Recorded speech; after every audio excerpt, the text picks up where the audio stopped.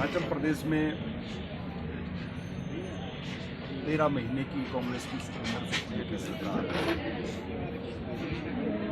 व्यवस्था परिवर्तन और नए दौर की ये सरकार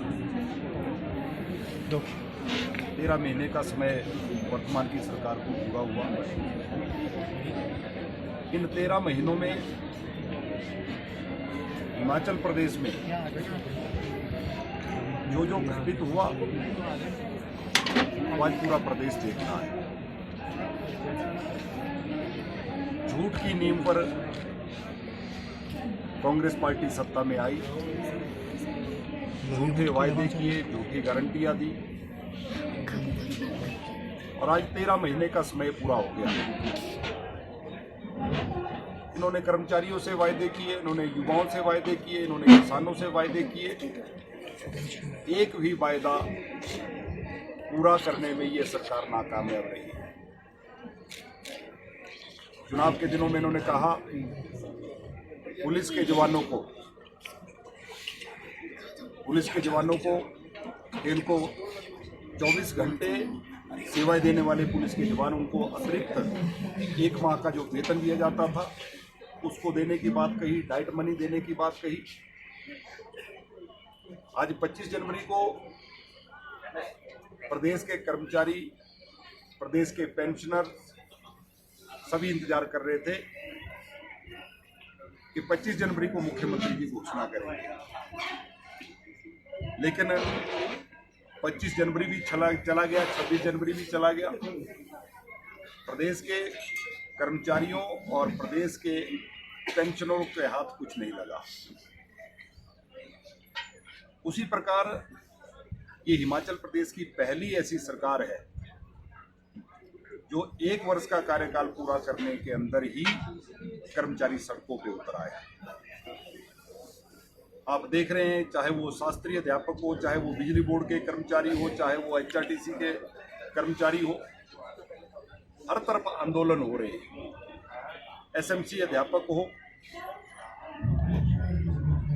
और आज प्रदेश में आपदा की स्थिति में भी हमने प्रदेश में जो देखा, प्रदेश के मुख्यमंत्री जी का बयान आ रहा है कि भारतीय जनता पार्टी के विधायक जब आपके गांव में आए तो आप उनसे पूछे कि उस आपदा की घड़ी में आप कहाँ थे।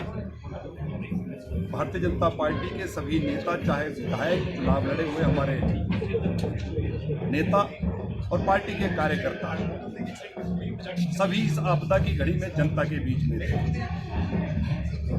मैं स्वयं अपने विधानसभा क्षेत्र के हर उस एरिया में पहुंचा जहां नुकसान हुआ था, लोगों से मिलने का प्रयास किया, उनका दुख दर्द बांटा, उनकी मदद करने का प्रयास किया।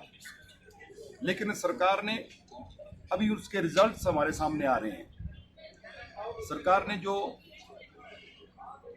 इस आपदा की घड़ी में भी भेदभाव किया है। आज बहुत से लोग हमको आए दिन मिल रहे हैं जो कह रहे हैं कि मेरा घर चला गया, मेरी गौशाला चली गई, लेकिन मुझे पैसे नहीं मिले। मेरे पड़ोस में जिस व्यक्ति का नुकसान नहीं हुआ था उसको पैसे मिल गए।